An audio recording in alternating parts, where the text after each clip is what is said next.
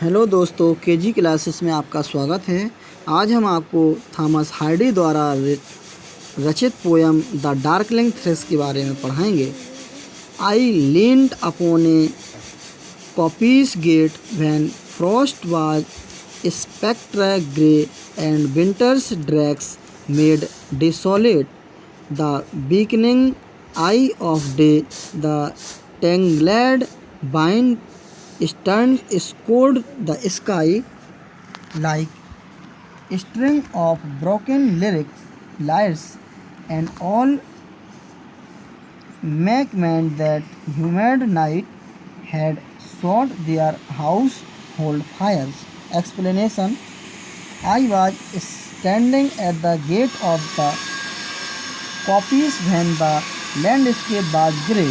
The refugee that had been put away into a heap came in between the setting sun and the place that was dreary and desolate.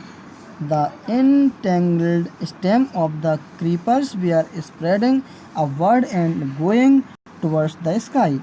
They were like the broken string of lyrics.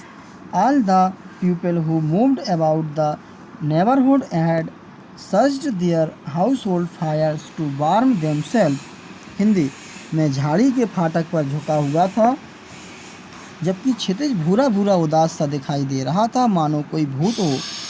सर्दी की ऋतु में फेंके गए कूड़े के ढेर से अस्ताचल की ओर गमन करते हुए सूर्य के क्षीण प्रकाश में वह स्थल सुनसान वीराना लग रहा था।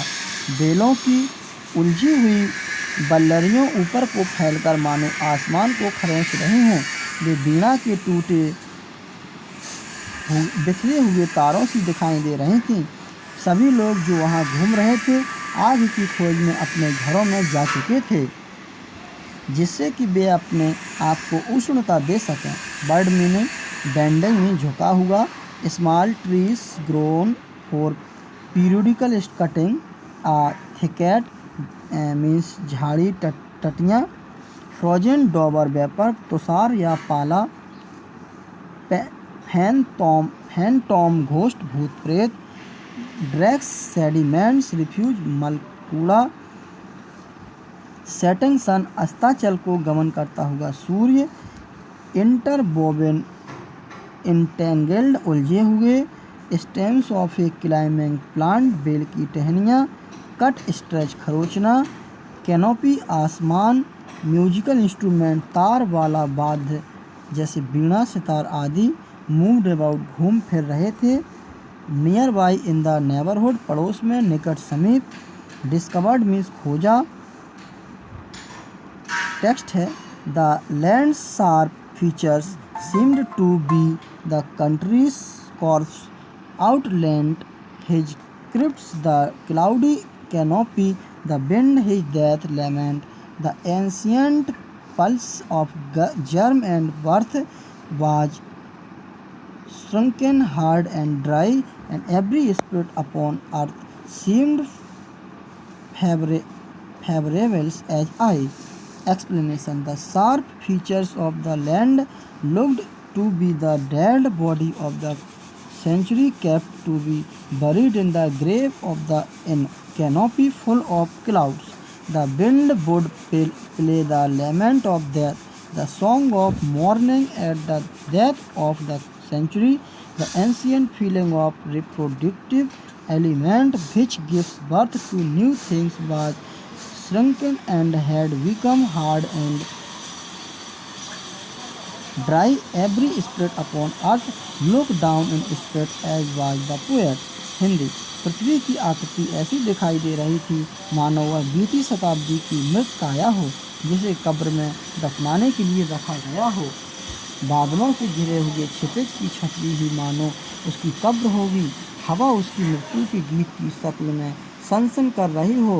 अनादिकाल से नव जीवन संचार करने वाले अंकुर की धड़कन मानो सिकुड़ कर कड़ी और सूखी हो गई है। पृथ्वी पर हर एक आत्मा उत्साहहीन उदास सी दिखाई दे रही है। मीनिंग: डिस्टिंक्टिव आकृति। डेड बॉडी शव।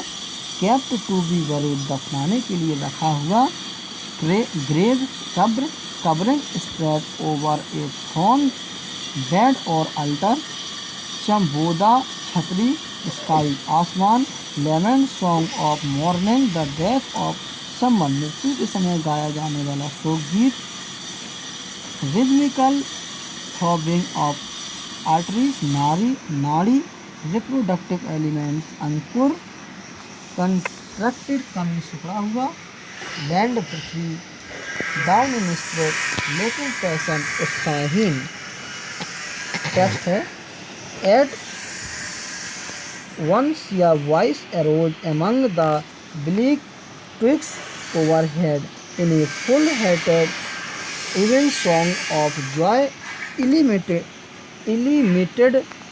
an aged thrush, frail, gaunt and small in blast, baruffled plume had chosen thus to fling his soil upon the growing gloom. Explanation.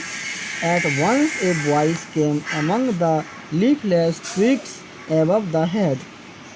An aged beak, lean and thin and small fish whose plumes were ruffled and loosened in blast was singing an evening song full of emotion and immense joy which knew no limits. The landscape was becoming darker and rejecting. It was in this sort of atmosphere that the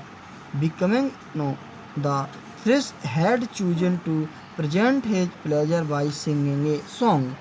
Hindi. एकदम ऊँटों के बीच से जो कि ऊपर थे एक आवाज़ आई। एक बूढ़ा दुर्बल क्षीण छोटा दुबला पतला फिश गाने वाला पक्षी पूरे भावुकता और जोश में अनंत सुख से भरे हुए संध्या गीत को गा रहा था। आंधी से उसके पंख बिखरे हुए थे। ऐसी बढ़ती हुई उदासी के माहौल में उस पक्षी ने अपनी आत्मा के भावों को उड़ेलने के लिए यह अवसर चुना था। Word meaning.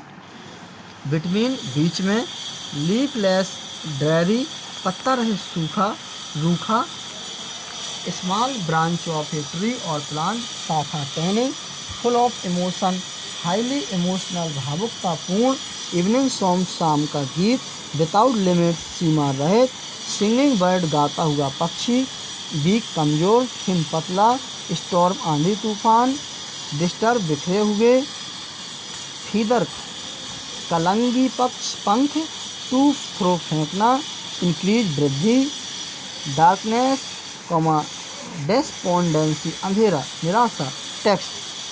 So little cause for caroling sound was written on terrestrial things after for me around that I could think there trembled through his happy good night air some blessed hope whereof he knew and I was unaware.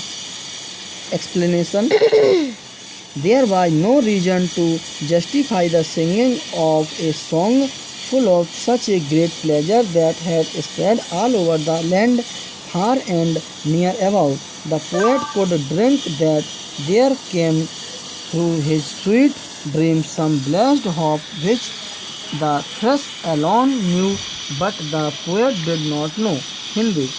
ऐसे प्रतिकूल माहौल में इस तरह पूरे सुख से भरे हुए गीत को गाने के लिए कोई वजह नहीं थी, फिर भी वह सुख चारों ओर अपना प्रकाश विकीर्ण कर रहा था।